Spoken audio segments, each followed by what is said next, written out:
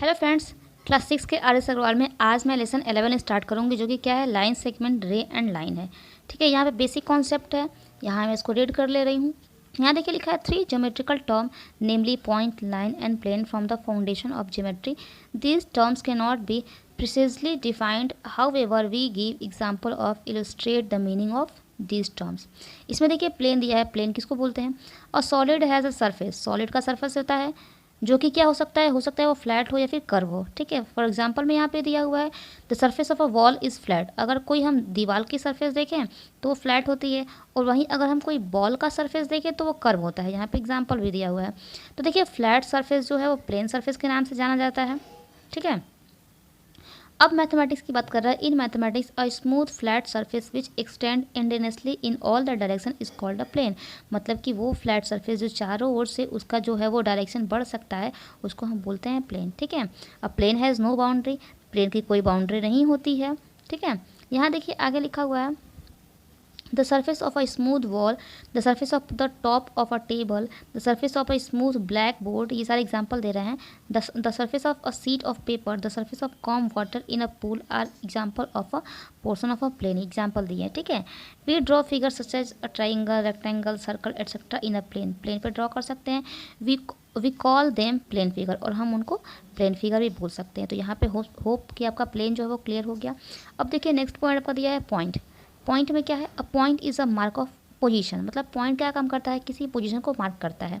ठीक है, जैसे यहाँ पे देखिए a small dot made by a sharp pencil on a plain paper represent a point. जैसे यहाँ पे दिया है एक डॉट कर दिया है। ठीक है, और डॉट करके इसका नाम दे दिया है। ठीक है, और जब भी हम पॉइंट का नाम देंगे हमेशा हम क्या करेंगे? कैपिटल लेटर ही यूज़ करेंगे, अल्फ़ाबेट का। ठीक है, जैसे यहाँ पे दिया है फिगर में ए इज़ अ पॉइंट। ये यहाँ पे पॉइंट लिया और फिर इसका नाम दे दिया है कैपिटल ए।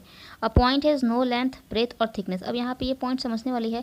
ये पॉइंट के देखिए लेंथ भी नहीं होता, ब्रेथ भी नहीं होती, और इसकी थिकनेस भी नहीं होती। आप यहाँ पे देख पा रहे हैं एक डॉट है, इसकी कोई ना लेंथ है, ना ब्रेथ है, ना थिकनेस है कोई। नेक्स्ट आपका है लाइन सेगमेंट। लाइन सेगमेंट क्या है?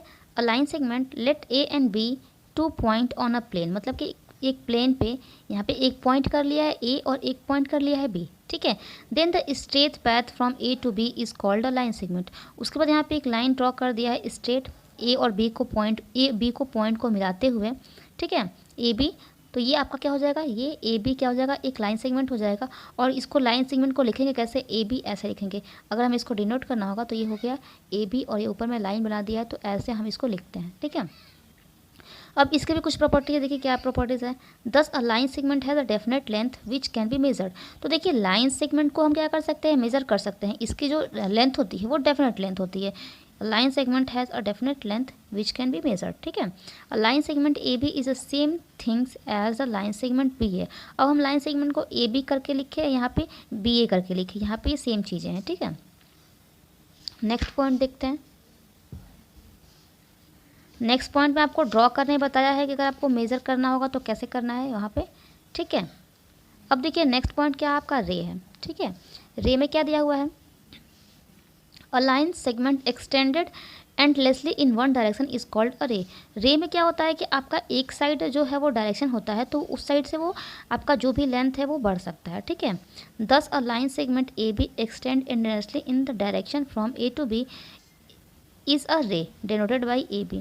तो यहाँ देखिए ये ए और बी है, तो ये एक्सटेंड यहाँ से हो सकता है आगे की तरफ, डायरेक्शन की तरफ से, और इसको लिखेंगे कैसे? तो यहाँ पे रे हो गया, और ये ए बी के ऊपर ये रे बना देंगे। तो इस तरह से हम इसको लिखते हैं ऐसे। ठीक है, यहाँ भी दिया हुआ है the arrow indicate that the ray A B is endless in the direction from A to B. अब यहाँ देखिए the ray A B has one end point. इसके वन एंड पॉइंट होते हैं। इस साइड यहाँ पे देखिए यहाँ पे एंड पॉइंट है, नेमली ए। यहाँ पे इस फिगर को दिखा के बता रहा है। ठीक है, कॉल्ड इट्स इनिशियल पॉइंट। तो ये क्या हो गया? इसके इनिशियल पॉइंट कहलाएंगे। ठीक है, क्लियरली अ रे हैज़ नो डेफिनेट लेंथ। तो इसका कोई डेफिनेट लेंथ नहीं होता। अ रे हैज़ नो डेफिनेट लेंथ। ठीक है, और यहाँ पे जो इसके एंड पॉइंट होते हैं उसको बोलते हैं इनिशियल पॉइंट। अब यहाँ देखिए note that B A is a ray initial point B. अब यहाँ पे देखिए थोड़ा सा उल्टा कर दिया है। यहाँ पे ए साइड में डायरेक्शन कर दिया है, बी साइड में पॉइंट कर दिया। ठीक है, तो बी इसका क्या हो गया? एंड पॉइंट हो गया, और ये बी इसका यहाँ पहले यहाँ पे ए था जो इनिशियल पॉइंट था, और यहाँ पे बी जो है वो इनिशियल पॉइंट है। ठीक है, and extended endlessly in the direction from B to A. तो बी टू ए यहाँ पे इस साइड से ये डायरेक्शन से ये बढ़ सकता है। अब कह रहा है यहाँ पे clearly A B and B A are two different rays. तो यहाँ पे ए बी यहाँ पे एक रे है और यहाँ पे एक बी ए रे है। तो ये दोनों क्या है, दोनों रे जो है वो डिफरेंट है। अब यहाँ से हम अगर हमें बहुत सारे रे ड्रॉ करने होंगे, यहाँ पे लिखा हुआ है an unlimited number of ray can be draw in different direction which with a given point O as the initial point. अगर यहाँ पे ओ कोई एक इनिशियल पॉइंट है तो यहाँ से बहुत सारे जो है वो रे ड्रॉ किए जा सकते हैं, जो कि यहाँ पे ड्रॉ करके दिखाया भी है। ठीक है, उसके बाद नेक्स्ट पॉइंट देखिए। नेक्स्ट पॉइंट आपका क्या दिया हुआ है, लाइन दिया हुआ है। ठीक है, लाइन क्या होता है, a line segment extend endlessly on both side is called a line. मतलब लाइन में क्या होता है, ये जो है वो दोनों साइड से इसकी डायरेक्शंस हम और बढ़ा सकते हैं। ठीक है, बढ़ सकता है। Thus a line segment A B extend on both side and mark by arrow. तो यहाँ पे अगर कोई लाइन सेगमेंट ए बी दिया है, ठीक है, तो उसको मार्क करके हम इसमें एरो अगर यूज़ कर लें, two end arrow at the two end, दोनों के एंड में, ठीक है, तो वो क्या हो जाएगा, वो लाइन रिप्रेजेंट करेगा। और उसको हम लिखेंगे कैसे, तो उसको अगर हमें लिखना होगा, जैसे यहाँ पे लाइन ए बी है, अगर हमें लिखना है तो ए बी के ऊपर ये लाइन बना देंगे या फिर बी ए के ऊपर ये लाइन बना देंगे। तो इस तरह से हम इसको डिनोट करते हैं। ठीक है, इस तरह से लिखते हैं। यहाँ पे क्या दिया हुआ है, this arrow indicate that the line is endless in both direction. Sometimes we present a line by a small letter L M and etcetera. कभी कभी क्या होता है, हम लाइन को स्मॉल लेटर में भी ड्रॉ कर देते हैं, रिप्रेजेंट कर देते हैं। ठीक है, the adjoining figure L is a line. यहाँ पे भी देखिए एक लाइन दिया हुआ है L. Two intersecting plane intersect in a line. A line has no end point. ये थोड़ा सा ये आपके पॉइंट याद करने वाली है। A line has no end point, line के जो है वो एंड पॉइंट नहीं होते हैं और लाइन को हम मेज़र भी नहीं कर सकते हैं। ठीक है, कोई उसका एक डेफिनेट एक फिक्स लेंथ नहीं होता है लाइन का।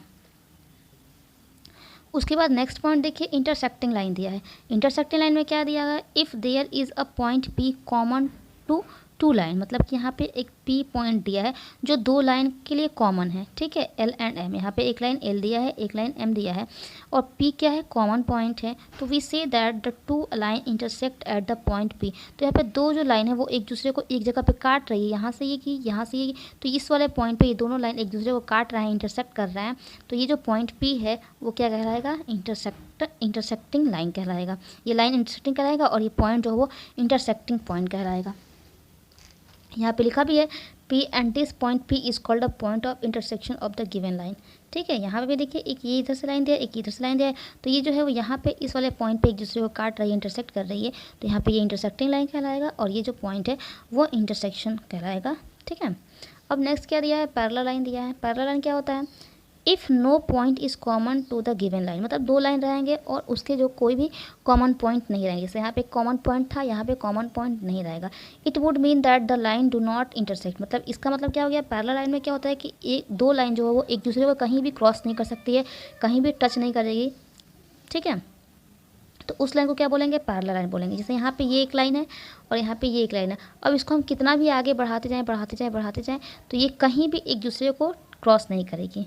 ठीक है, तो वो आपका कहलाएगा पैरेलल लाइन। यहाँ पे कुछ एग्जांपल दिए हैं, जैसे कि the rail of a railway line. Railway line का जो रेल है, opposite edges of a ruler and the opposite side of a rectangle are example of parallel line. तो वो कभी भी कितना भी आप उसकी लाइन बढ़ा लीजिए वो एक दूसरे को क्रॉस नहीं करेगा। अब यहाँ पे लिखा है, it is clear that either one point is common to the given point और no point is common to the term. यहाँ पे आप देखिए, यहाँ पे नेक्स्ट पॉइंट क्या दिया हुआ है, concurrent lines। concurrent lines क्या होता है, three or more lines in a plane are said to be concurrent if all of them pass through the same point and the point is called a point of concurrence of the given line। मतलब इसमें क्या होगा, three line आपके रहेंगे, ठीक है, three or more line भी रहेंगे, हो सकते हैं। ठीक है, और जो क्या आ जाएगा, एक ही पॉइंट से गया होगा। ठीक है, तो उसी को हम क्या बोलेंगे, concurrence of the given line बोलेंगे या फिर कंकरेंट लाइन। इसका एग्जाम्पल देख लीजिए, यहाँ पे देखिए, जैसे यहाँ पे एक पॉइंट दिया है ओ और इसी पॉइंट से ये बहुत सारे लाइनें गई हैं। ठीक है, तो ये क्या कहलाएगा, ये कहलाएगा कंकरेंट लाइन। यहाँ पे लिखा भी है, in the above figure the line L M N P जो यहाँ पे एल एम एन पी जो है वो क्या है, कंकरेंट लाइन है। क्योंकि यहाँ से जो देखिए ओ जो पॉइंट है जो सबके लिए क्या है, सेम पॉइंट है। Since all this lines pass through the same point O. ठीक है, नेक्स्ट देखिए कोलोनियल पॉइंट। कोलोनियल पॉइंट में क्या होता है, थ्री और मोर पॉइंट्स रहेंगे जो कि एक ही लाइन पे चलेंगे, ठीक है। In a plane are said, देखिए लिखा है 3 और more points in a plane are said to be collinear if they all lie on the same line, मतलब एक ही लाइन पे सारे पॉइंट रहेंगे। And this line is called a line of collinearity for the given point, ठीक है। जैसे यहाँ पे एग्जांपल दिया है, ये ए बी सी 3 पॉइंट है जो कि इसी लाइन पे है। यहाँ पे दूसरा फिगर देखिए, एक पी क्यू है और यहाँ पे एक आर एस है, ये अलग अलग पॉइंट है, ठीक है। तो यहाँ देखिए फिगर 1 में जो गिवन एबव है, the 3 point A B C are collinear, यहाँ पे कोलोनियल है तीनों पॉइंट।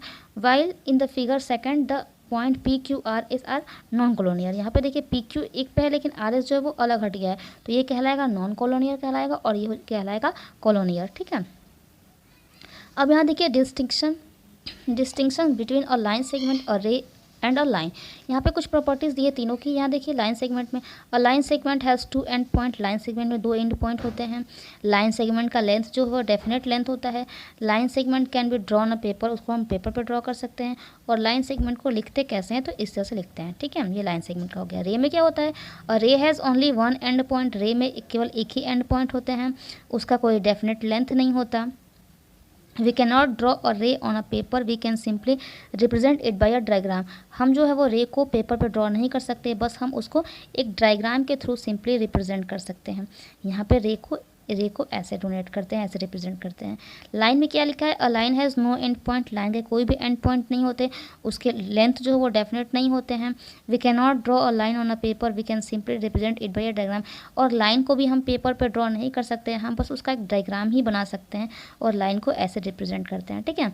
तो यहाँ पर मैंने आपको सारे पॉइंट समझाए हैं। अब नेक्स्ट वीडियो में एक्सरसाइज 11A को मैं एक्सप्लेन करूँगी, ठीक है। वीडियो अच्छी लगी तो उसे लाइक कर दीजिए, चैनल पर नया है तो चैनल को सब्सक्राइब कर दीजिए। वीडियो अगर आपको हेल्पफुल लगती है तो इसे अपने फ्रेंड्स के साथ भी शेयर किया करिए। Thank you.